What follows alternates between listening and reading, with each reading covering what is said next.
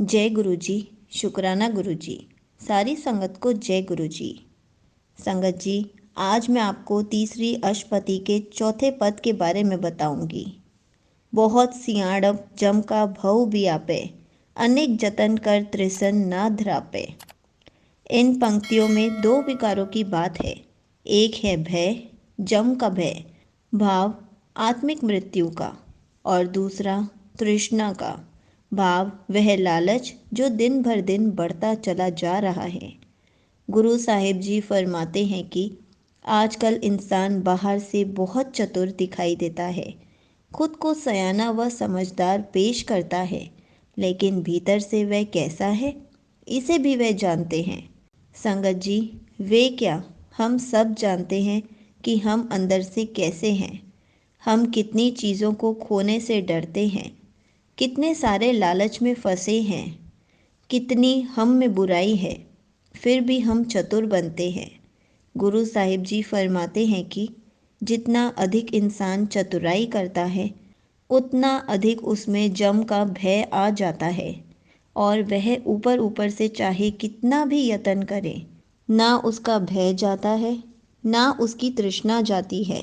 भेक अनेक अगन नहीं बूझे, कोट उपाव दरगह नहीं सींचे। कुछ लोग मन की तृष्णाओं से भागते हुए धार्मिक बन जाते हैं, किसी धर्म में प्रवेश कर लेते हैं, धार्मिक वेशभूषा पहन लेते हैं और सोचते हैं शायद ऐसा करने से हम विकारों से बच जाएंगे, पापों से बच जाएंगे। पर गुरु साहिब जी फरमाते हैं कि अनेकों धर्म वेश बदलने से भी तृष्णा की अग्नि नहीं बुझती। अगर वेश बदलने के साथ साथ मन नहीं बदला, मन को गुरु के हवाले नहीं किया, तो वेश हमें तृष्णा से नहीं बचा सकता। और ऐसे करोड़ों ही उपाय कोई करे, फिर भी मनुष्य प्रभु के दरबार से मुक्त नहीं होता, उसकी तृष्णा नहीं जाती। तो तन को बदलने के साथ साथ मन को बदलना ज़रूरी है। जहाँ पर विकार है, तृष्णा है, छूटस नाही उभ पयाल, मोह व्यापे माया जाल। कुछ लोग कर्म आदि दिखाकर लोगों को बरमाह लेते हैं। उनमें और जादूगरों में कोई फर्क नहीं होता, लेकिन वह बड़े बड़े संत बाबा ज़रूर बन जाते हैं। कभी हवा में उड़कर दिखाते हैं और कभी ज़मीन में छिप जाते हैं, जिसे कूप और प्यार कहा गया है। गुरु साहिब जी फरमाते हैं कि ए दुनिया के लोगों, ऐसा करके कारामाते दिखाकर तुम्हें खुद को धार्मिक बताते हैं या कहते हैं कि मुझ में कोई शक्ति है, तो आप जान ले कि उनमें ऐसा कुछ भी नहीं है। उल्टा वे तो खुद माया के जाल में फंसे हुए हैं और रोज़ रोज़ खुद माया के दलदल में धंसते जा रहे हैं।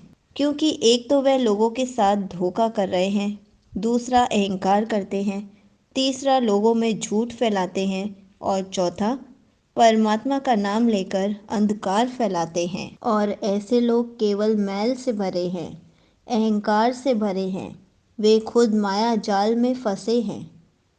अवर करतूत सगली जम डाने, गोविंद भजन बिन तिल नहीं माने। संगत जी, ऊपर जितनी भी बातें बताई हैं, गुरु साहिब जी फरमाते हैं कि ऐसे किसी भी कर्म से, करतूत से हमें जम से सज़ा मिलती है। भाव, जो कर्म धर्म हम चतुराई से करते हैं, धोखा, लोभ या अहंकार से करते हैं, वे हमारे लिए सज़ा बन जाते हैं। जैसे कहा जाता है कि जम आत्मा को सज़ा देती है, ऐसे ही विकार मन को दंड देते हैं। वे सज़ा और वे दंड क्या है? संगत जी, मन को मोह लग जाना, अहंकार पैदा हो जाना, तृष्णा पैदा हो जाना, ये मन की सज़ा ही तो है। ये मन में आग ही तो पैदा करती है। बेचैनी, नफरत इन्हीं के कारण तो पैदा होती है। मन में विकार का फंस जाना अपने आप को सज़ा देना है। और गुरु साहिब जी फरमाते हैं कि कितने भी कर्म कर लो, मन मानता है तो केवल गोविंद के भजन से, प्रभु उपदेशों से, गुरबानी द्वारा जब नाम मन में आता है, तब मन सुधरता है, तब मन मान जाता है। हर का नाम जपत दुख जाए। नानक बोले सहज सुभाए। इसलिए अब गुरु साहिब जी फरमाते हैं कि हर का नाम जपना चाहिए। हर का नाम जपने से, गुरबानी द्वारा परमात्मा का गुणगान करने से मन के दुख दूर होते हैं। दुख क्या है? अवगुण, विचार, ये दूर हो जाते हैं। जम दूर हो जाते हैं। सज़ा मिलनी बंद हो जाती है। और गुरु साहिब जी ये वचन सहज संभाव में बोल रहे हैं। हमें सुधारने के लिए, मन को सही राह दिखाने के लिए ये बोल रहे हैं। संगत जी, यहीं पर तीसरी अष्टपदी का चौथा पद समाप्त होता है। जय गुरु जी। शुक्राना गुरु जी।